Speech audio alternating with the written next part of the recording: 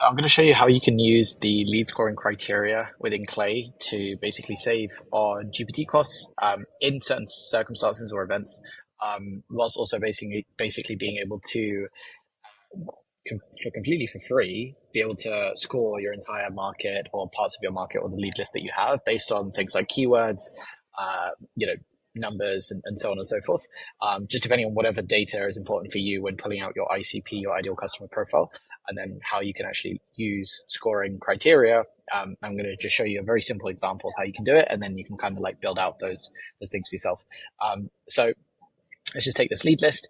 This is a company lead list first. So before we're actually going and searching for the people, we are going to use the basically their description, because when we search for companies within Clay, we can also pull their description or their LinkedIn descriptions and things like that. You could also, if you wanted to, you could scrape their website. And then based on their website, you can also then score for certain keywords. So for example, if you're looking for someone that, I don't know, let's just say mentions new products on their website, then you could scrape it and you could put that into either GPT, right, which is one way of doing it, but I don't always find that it's the most reliable and you have to prompt it. Whereas with scoring, it can work super reliably and also for free as well. So it's just another way of doing it. There are some circumstances when you'll use GPT, others when you will use scoring. But in this case, I'm going to show you how you can do it with scoring. But, we've got the LinkedIn description here. So the way we do this, we go add enrichment, we go score, we go score row and Clay, number of scoring criteria. Now you can set this as multiple different, like how many different criteria you want to score. In this case, I'm only going to score one. I'm basically going to map it to the column which says company description or description, which is their LinkedIn description. I'm going to score it based on the number of times they say a particular keyword within the company description, right? But you can also score it in multiple rows. So you could say, right, do they have X keywords within the description? And if they do, that is equals this score. If they have, this number of employees, then that equals this score. You could have another criteria that says if they have this tech stack, that equals this score, and then it will add all of those scores up. And basically, at the end of it, the one with the highest score, or however you choose to do your scoring, mechanism, will be the best fit, best fit to reach out to, essentially, right? Which really, really helps to know which accounts to essentially target. So, but in this case, I'm just going to show you the basics, and this is just one, but you can extrapolate this out. So, number of scoring criteria one, and it'll free fill. So, values to score. This is where you put in the who you're actually, like, which column you're actually scoring, right? So in this case, we're going to go description, and we're going to go comparison type. So this is either the text contain, or the text, the number, etc., equals this exact thing, or it contains, or the number is between. I normally 9 times out of 10 will just use text. In most cases, you'll probably just use text. So just select text. Keywords. Then here, right, this is for a particular industry that we're working with, which is DERMS. So if in the company description, they have the word DERMS and they also have, I don't know, let's just say software, right? Software, right? Or SaaS or platform, they'll be scored for that, right? Now you could set it up so that it has DERMS plus software, and then basically that can add to your scoring again. You can play around with this a little bit, and then I can set the scores. So each score is going to match. So if they have the word DERMS, they're going to get a 10. If they have the word software, they're going to get a 10. They have SaaS, 10. They have platform, 10. So just think of it like this. 10 is this, 10 is this, 10 is this, 10 is this, etc. Right? So however many you do, then that's how it can work. And then you can set the run settings if you want, but I'm just going to show you again. This is just for this particular example. And I'll map the score, and I'm just going to run for the first 10 rows.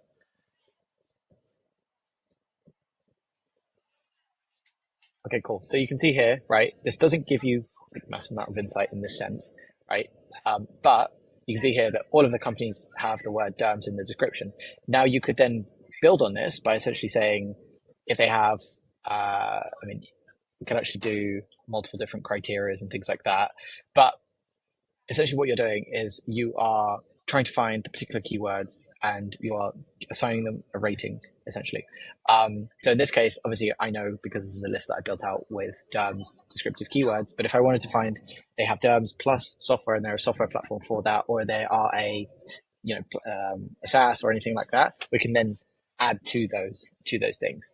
So let me show you if I were to do 2. So let's say for this particular client, the ideal customer profile is companies between 51 and 200, and they have the word DERMS. They will have they have the word DERMS within the, and those who don't know, DERMS is just a particular segment of renewables industry, right? So we can set a second scoring criteria here, which then we're going to map which one we want to actually score. And we're going to go on to company size, and we're going to go to text contains, and then we can set it. So we can put 11 to 50 employees, and then we can put 51 to 200 employees, and then we can set different scores for this. So we can put 2 to 10 employees. You can set different scores for here. So the first one, let's just say for this particular client, their ICP is a company that has 50 to 200 employees, right? But they will still reach out to these ones, but we want to prioritize the 50 to 200. So for example, for the first, we could actually put a score of 1. The second, we could put a score of 10. And for the second, we could put a score of, let's call it 3, right? Or we actually, let's just call it like that, right? And then we can just run the 10 rows again. Cool. So now we can see that, and again, this is a really, really simple example because a lot of this data can actually just be built out when you're pulling the initial list. But again, it just gives you an idea or an understanding of how you can start to build all of these things together. And you only want, say, for example, you only want to reach out to companies that are in Los Angeles, then you can start to score. If their text contains Los Angeles, then that is 20 points, which means that, the higher score that they have, obviously the better ICP fit that you have. So you can see here, the best fits are this one here and this one here, based on the fact that they've got the word DERMS within here, somewhere in here, or DERS, or somewhere in here, I guess. And they've also got 51 to 200 employees. So that means this and this company are the best to reach out to, are the ones that we should put most resources towards because they fit those criteria. And again, just as another example, you could use this with their tech stack. So if you pulled their tech stack and you know that your ideal customer, because you integrate with X softwares, like say they have, let's just say HubSpot, you could then pull that data and then you could assign a score. So if they have HubSpot, they get 10 points or however you want to score it. And then you add all those together. And then basically the one with the highest score is the one you want to prioritize and reach out to. And this is, again, all completely for free. This runs, no credits, everything, etc. And it's just a good way to be able to filter out, right? And we also use this again, sometimes because we work with a lot of recruitment businesses, we can also use this to filter out companies that have the word recruitment. So someone has the word recruitment in their description, and we don't want to use AI to decipher. We can then score the row in Clay, and then by scoring the row in Clay, it'll basically tell us, find recruitment and so on and so forth. And if it has those words in that, then it'll have a higher score or something, and we just filter the ones out that have a high score, essentially. So I hope this was useful. This is just an overview of how we use lead scoring or core score row within Clay. It doesn't cost anything at all, and it's a very effective way to be able to basically map out who are your ideal targets, and then who should you be prioritizing in your outreach, right? And maybe how you can select very ideal messaging for those, right? And you can come up with what that criteria looks like. This, again, was just an example to show you based on a couple of keywords within the description and the company size, but you can really think about what is your ICP, your ideal customer, and then how can you score them? And again, that just means your outreach is way more relevant, more accurate, because you're going after businesses that need your services based on all of these points of data that you build out, which is what you do within the rest of the Clay table. And then you score that, and these ones we should prioritize.